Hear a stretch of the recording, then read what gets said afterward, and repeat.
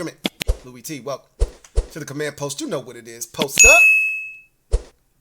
Take command. I, of course, am your commander-in-chief, Louie T. Thank you for joining me. So, today, this episode requires an open mind. It requires outside-the-box thinking. Something that has not been taking place with this fan base over the last 2 months or so during the Civil War. Now, that said, I myself am guilty of not having an open mind throughout most of this process. I have been adamant I don't want J.J. McCarthy, and I don't want to trade back from number 2 overall. I'd like to select either Drake May or Jaden Daniels and move forward in that direction. However, I do think it is worth noting that opportunities do exist outside of just staying at 2 and selecting a quarterback. And I want to present a couple of options to you just to kind of test, to see where you are, take the temperature, so to speak. I don't think any of these things are going to happen. They're nice hypothetical situations, but they're both realistically things that could take place and transpire if these teams wanted them to. These aren't far-fetched, crazy, cockamamie trade back scenarios. Okay? These are realistic things that could take place if these teams wanted it to happen. Now, that said, before we get to some of those things, I want to start by cleaning up a few items from yesterday. 1, I was asked last night what would be my perfect scenario at 36 and 40. And I think I ended up landing on like Chop Robinson or one of the defensive tackles being there and them taking said player. You know what my perfect scenario would be? It would be for Washington to get their hands on Latu. To me, he's the most natural pass rusher in this draft class. That's not going to happen. He's going in the first round, which is why I think Washington is sniffing around Chop Robinson, because he has more of a chance of not landing in the first round than Latu, who more likely than not, 95% chance he goes in the first round. Chop Robinson's more like 80% chance. You have more of a chance of Chop Robinson landing at the top of the second round than you do Latu. So Latu would be my favorite edge rusher in this year's draft class. He's the guy. He may not be the most explosive, but it's not always the most explosive guy, and I talk about this all the time, that wins. It's the guy that is the most skilled. It's the guy that actually has a rush plan. It's the guy that knows how to utilize his hands. Latu knows how to do those things. He knows how to get to the quarterback. So, anyway, Washington added yet another tackle to their top 30 official visits. Caden Wallace from Penn State, the guy that's playing opposite of Olu Fashanu. Now, I don't know if it's coincidence or not, but yet another tackle that's a right tackle that's coming out that easily could be in that third round range where Blake Fisher is. That's a right tackle that Washington could be sniffing around. Speaking of sniffing around, I got a question for you. Does it seem odd? Is it just a wee bit strange to you that Washington has had an official visit with Jaden Daniels, a private workout with J.J. McCarthy, nothing with Drake May? Does that not strike you? It's just a wee bit odd? Not just a little bit? That doesn't pique your interest just in the slightest, that they have done nothing extra on the books officially with Drake May, yet they've done it with Jaden Daniels and they've done it with J.J. McCarthy? Does that not strike you as just a tad bit odd? And you can look at it from, that's because they don't want Drake May. Or you could look at it as they don't want to tip anybody else off to what it is they're actually thinking about doing. Again, I've been of the mindset of we don't have to trick anybody. The Bears have already declared what they're doing. They're taking Caleb Williams. He's only taken one visit, one official visit, and that's the only one he's taking because that's the only place he's going, Chicago. It's no secret who's going number one overall. So we don't have to disguise or try to trick anybody into thinking we're going here when we're really going over there. We're the number 2 pick. Deception isn't something that is necessary. Unless you're trying to coax somebody from behind you to come up. Anyway, speaking of which, I think it is a bit odd that nothing has happened with Drake May to this point. And maybe something will here in the next week or so. But to this point, nothing has transpired. And I do find that odd. Just a bit odd. Anyway, I got to thinking about this proposal, right? These scenarios, if you will. And I'm not looking to try to bait you into anything. I'm just curious. Would you be interested in any of these options? Again, move aside the whole trade back scenario as a realistic option because I still don't think Washington is moving off of number 2. But I want you for a second to just, again, I said this is what this was going to require. This exercise was going to require open-mindedness. So for a second, I just need you to clear the deck, and I need you to pretend that Washington doesn't love any of the guys not named Caleb Williams in this draft. They like all of these quarterbacks the same. When I say all, I'm talking about J.J. McCarthy, Jaden Daniels, and Drake May. They think they're all very closely rated in their minds. Not a clear differentiator like Caleb Williams was. He was clear and a cut above the rest of these guys, and then the rest of them are kind of lumped together in their eyes. And so you're not getting, in their minds, a clear advantage by taking any of these quarterbacks.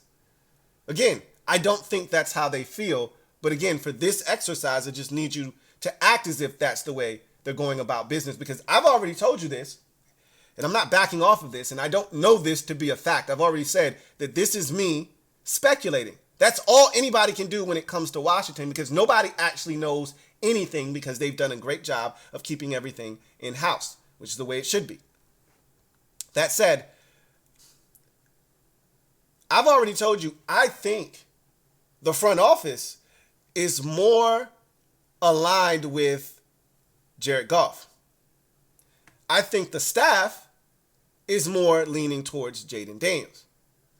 You get a former defensive coordinator who thinks about which one of these quarterbacks would I least want to defend? It's Jaden Daniels. You think about Cliff Kingsbury and the success he's had with mobile quarterbacks, guys that can stand in the pocket and deliver the football. Jaden Daniels. So I think the staff would prefer Daniels. I think the front office wants to go with the safer option in J.J. McCarthy. Again, I can't prove that. I can't confirm nor deny that. But let's just, for the sake of this exercise, assume that all 3 of those quarterbacks, Drake May, Jaden Daniels, J.J. McCarthy, all lumped together. Similar grades. And if that is in fact the case, you should be entertaining offers to move out of number 2 overall. So I got to thinking, what if, because while I don't think it's going to happen, if somebody were to come with an offer that knocks Washington away, or there's another alternative that exists out there that allows them to fast track this recalibration as they search for their north, you have to explore that if you're Washington. So I've got 2 trade back scenarios. Follow me, okay? Ride with me. Scribe with me for a little bit. Humor me, okay? Hey, Just give me a second, okay? Some of you are bailing on me already.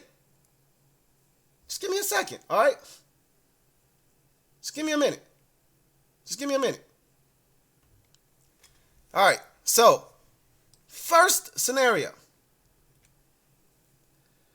Washington trades back to number 4 with the Arizona Cardinals. And you say to yourself, Louie T, just a week and a half ago, you swore that Arizona has no reason to trade up from number 4 to number 2. I did say that, now didn't I? However, a lot of you were thinking about it in the context of ensuring that Arizona gets their man at receiver, which I've already made it abundantly clear. In this draft, picks 1, 2, and 3 will all be quarterbacks no matter who's making the selection. Whether it's Chicago, Washington, and the Patriots, whether it's Chicago, Washington, or the Vikings, whether it's Chicago, Washington, and the Giants, it doesn't matter whether it's Chicago, Minnesota, the Patriots, the Giants. It doesn't matter. It's 1, 2, 3, quarterback, quarterback, quarterback. So Arizona doesn't have to move if they want to select Marvin Harrison Jr., or Malik Neighbors, or whomever they deem to be the number 1 wide receiver in this draft class. They don't have to do anything. Just stay at 4 and you'll get your man. But if Arizona, which I think they are seriously contemplating, if Arizona is contemplating moving out of number 4 to allow Minnesota, because that's the best offer. Nobody else is in this mix. Nobody else matters. It's Minnesota that you're going to do business with if you're going to move. They've got 2 first-round picks at their disposal, and you're probably going to get them for a first-rounder next year too. So if you're going to move this pick and pick up 2 first-round picks, you're going to do it with Minnesota because you're getting an extra one this year, and then you're going to get another one next year. So if you're Arizona and you're thinking about doing that deal with Minnesota, why don't you do the deal with us first, right? Because if you're Washington, you want to turn this into a 3-team trade, essentially. Turn this into an NBA deal, right? Because if you're Washington and you know Arizona is willing to pull the trigger and move out of 4, but you still want one of these quarterbacks, but you don't want to just sit there and take a quarterback at 2 because you don't love the value of just taking the quarterback when you're good with any of the 3. So in your mind's eye, you trade back with Arizona to 4. Arizona comes up to 2. And then Arizona pulls the trigger at 2 with Minnesota. So let me back up a bit so this makes sense. First, Washington approaches Arizona. You say, hey, Arizona, heard you're looking to move back with Minnesota. Before you press that button, let me entertain you with this. You trade up with us. You let us get number 4 from you, your other first round pick this year, 27, that you got from Houston in the trade, right? We cop those. You come get number 2. You take number 2, and then you flip it for an even bigger haul from Minnesota, right? You were going back to number 11 anyway, right? So you were going to get 11. You were going to get 23. Now you can even flip that, get 11, get 23, and get you a first rounder next year. Come deal with us. Let us get what we need. You get what you need. We all win. Minnesota gets their quarterback. You get your 2 first round picks back and one next year. That's the throw in this deal for you, right? Is you get the first rounder next year in addition. You get to come up, right? 11, 23, because you had 27. Now that 27 turns into 23. You move back to 11. You were going to do that anyway if you were dealing straight with Minnesota. But here's the kicker. You weren't going to get that first rounder next year. Now you do business with us, you getting a first rounder next year. The reason this makes sense for Washington is we still get the quarterback that we were searching for.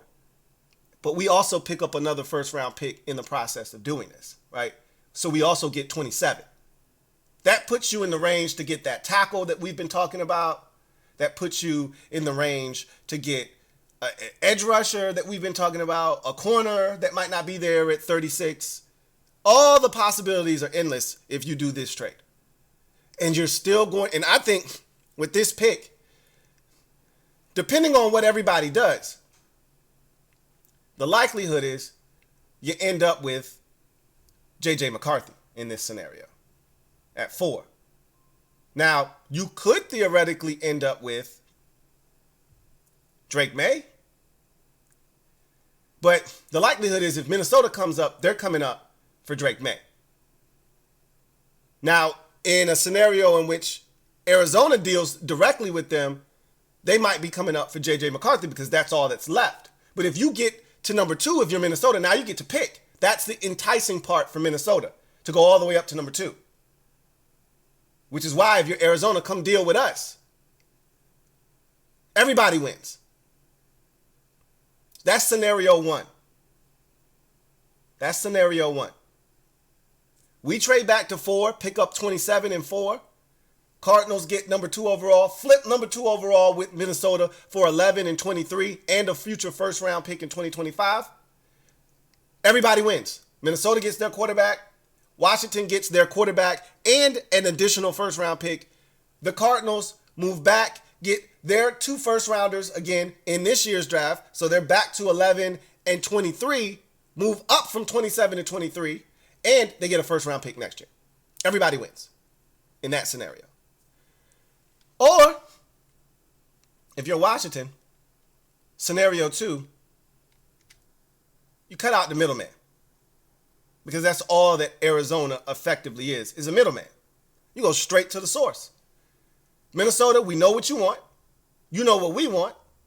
So you cut Arizona out of this deal and say, hey, they low level here. You got to wait to see what everybody else does if you deal with Arizona. You deal with us directly. You come straight to the source. I got you. Minnesota comes up to number 2 overall. And obviously, you know what they want. They want quarterback. Washington moving back to 11 puts them out of the quarterback market in this year's draft unless they've had Michael Penix Jr. in for a official 30 visit. Maybe he's within their range, right? I still think that's a bit early for him. Maybe the 23rd overall pick would be perfectly placed. You could get your tackle at 11, turn around, draft Michael Penix Jr. at 23, and hit the ground running if you want to go about it that way.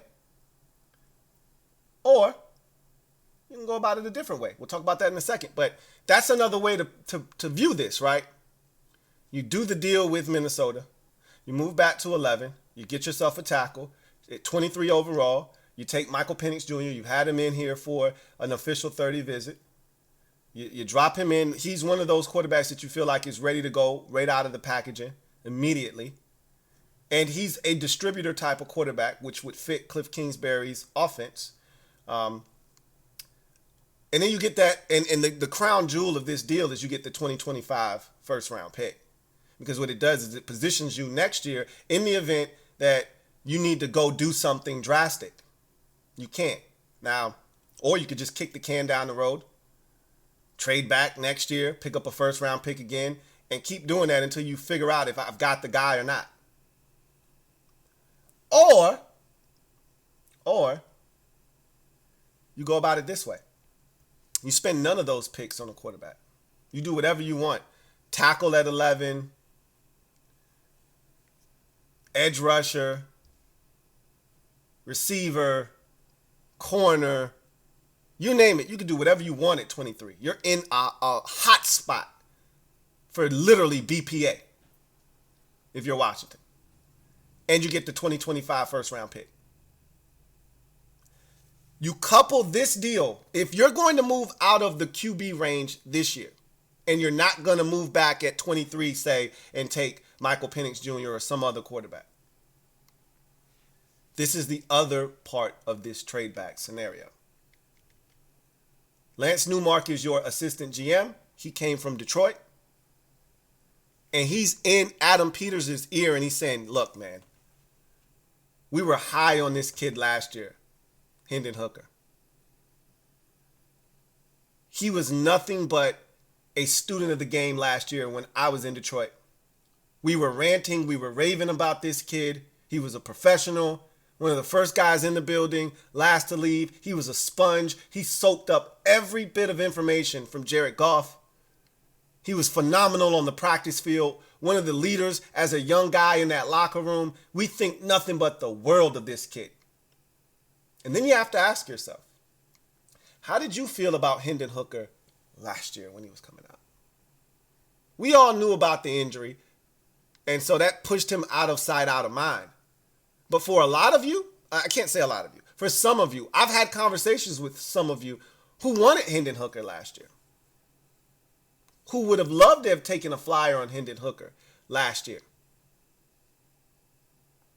So you're a year removed. He's now healthy, fully healthy, ready to contribute. If you dropped Hendon Hooker into this year's draft, where would he be? I don't know. I don't know the answer to that.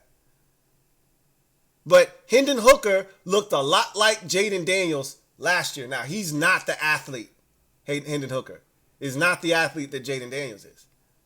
But he was making a lot of plays. And the way we felt about Hendon Hooker last year, before the injury, is the way we feel about Jaden Daniels this year. Remember, Hendon Hooker, prior to the injury and that loss, they were going to lose that game before he got injured to South Carolina.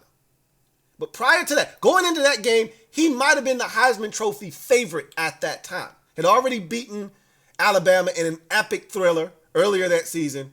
Was scoring all types of touchdowns with his legs, with his arms. Him and Jalen Hyatt were doing crazy things together.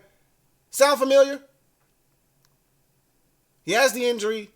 Everybody forgets about him. He goes to Detroit, which is essentially obscurity because they got Jared Goff and he's playing wonderful football. Hendon Hooker becomes expendable. And now our assistant GM is telling our GM, Adam Peters, you got to go get this kid. So you tell Detroit, you spent the third round pick on him last year, 68th overall. We'll give you back your third round pick, 78th overall. So you picked up 11, 23, a first rounder in next year's draft. You give Detroit one of the third rounders that we have for Hendon Hooker, and you go on about your business. Now you can get that tackle. You can draft whatever you like at 23. You still got 36. You still got 40. You still got 67. You still got 100. What says you? What says you? Would you be interested in any of those dealings? Scenario 1. You trade back to 4 with Arizona, which allows you to pick up an additional first round pick this year. Arizona goes up to 2. They're going to flip that number 2 overall pick with Minnesota to pick up that extra first round pick next year. So Arizona, who currently has 2 first round picks this year, would trade those 2 first rounders to Washington this year. So Washington would swap 2 and 4. You pick up the additional first round pick at 27 overall.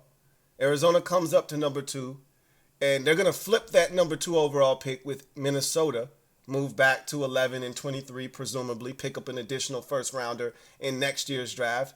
Washington will get the extra first rounder this year and still have the ability to draft a quarterback in the top 4 of this draft. So it's a win-win for all teams involved in scenario 1. Vikings get their man at number 2 overall. Washington gets one of the top 4 quarterbacks in the draft and picks up an additional pick that'll allow them to potentially draft a tackle in the first round. Meanwhile, the Arizona Cardinals get an opportunity to move back. They were going to do it anyway with Minnesota, but instead of just getting 11 and 23 and potentially, a second or a third round pick in next year's draft, now they get that extra first round pick in next year's draft because of the distance that is created from 2 to 4. 4, yeah, you're still going to get a pretty good haul. Number 2 overall costs a hell of a lot more than number 4 overall.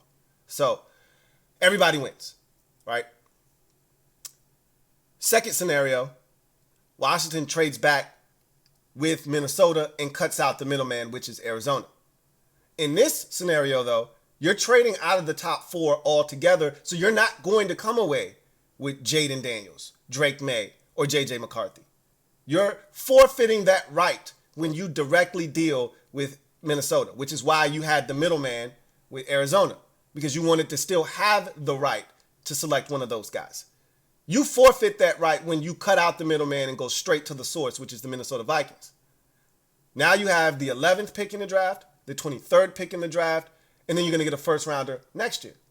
Now you could theoretically use the 11th pick on one of the premier tackles in this draft. You're probably going to end up with the second best tackle in the draft at 11.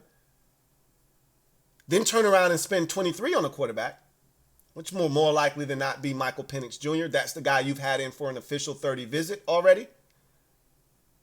And that's probably why they had him in for a visit, because in a trade back scenario with Minnesota, you need to know what you're getting yourself into, which is why I say don't discount something like this taking place. Everything that they've done has strategically been done, including meeting with Michael Penix Jr. on an official 30.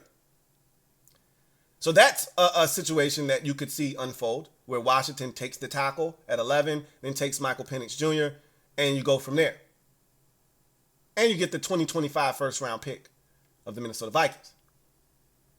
Or you could spend 11 on a tackle, 23 on whatever you like. You can spend on whatever you like. Yeah. And then you still get that 2025 first round pick at your disposal. But then you call up the Detroit Lions, and Lance Newmark, your assistant GM, is spearheading this decision because he was with Hendon Hooker. He was in the war room last year. He was a part of the brain trust that decided to spend a third round pick, 68th overall, on Hendon Hooker. He watched this man grow all year long. He watched him soak up information under Jared Goff like a sponge. Watched him come to the facility, first guy in, one of the last guys to leave. Watched him work in practice and feels like this guy can do it at a high level at the NFL game. And he's selling that to Adam Peters, who says, you know what, let's give him a chance. It'll only cost us a third round pick. And so you ship 78th overall to the Detroit Lions in exchange for Hendon Hooker. And you go about it that way. What says you? Are you interested in any of these? Again, the likelihood is none of these take place. And I've been hell-bent on just taking a guy at 2 this entire time. And that's where my head is still. But just a little bit more food for thought. Nothing wrong with that.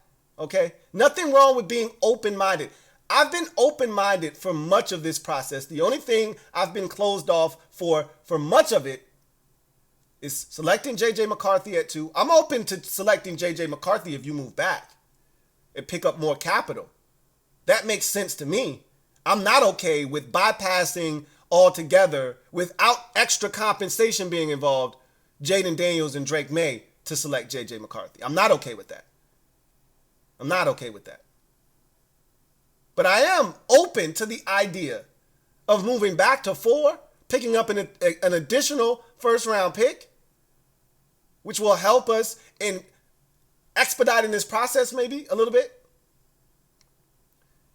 Because you could even use that 27th overall pick coupled with a third rounder to move up even further in the first round and get a guy that you may like. You just don't know. The possibilities are endless, right? I'm more open to that idea than I am just selecting J.J. McCarthy at 2. I'm not okay with that. I need something. If I'm going to pass up on one of those 2 guys, I need something to make me feel good about that. And then with the Vikings, if you're going to deal directly with them, you got to have a couple plans in place. The first plan would be trade back, get that 11th pick, which will get you a tackle, one of the premier ones in this draft, I may add. Then turn around and use the 23rd overall pick to get you maybe your quarterback, Michael Penix Jr. You still got that first round pick in 2025. That'll be the centerpiece of this deal. Or you could turn around and you could then talk to Detroit Use a 3rd round pick on Hendon Hooker, and you can spend those 2 first round picks on whatever you like at that point. Those are the trade back scenarios. Tell me what you think. They're all realistic. None of these are cockamamie, crazy, oh my God, clickbait type. These are real options that the Commanders should be considering. Now, the Hendon Hooker angle, I don't know. You know, that's a bit of a stretch. We don't know what he's going to be in this league. I don't know if Lance Newmark thinks the world of this kid or not. But it is an option to explore nonetheless. Tell me what you think. Leave it down in the comment section. Anyway, that's going to do it for me, your man Louie T. Thank you for joining me. I hope you have a great weekend. And I can't wait to read your responses. And we'll probably talk about this a little bit more next week as we really dive into the draft and start exploring other options and positions and things of that nature as we get even closer to the 2024 NFL draft and a massive decision that the Commanders have to make. More likely than not, they'll stay at 2 and they'll make a selection between Jaden Daniels and Drake May. But I'm not saying, I'm just saying. You guys have a good one. Take care. LouieTeeNetwork.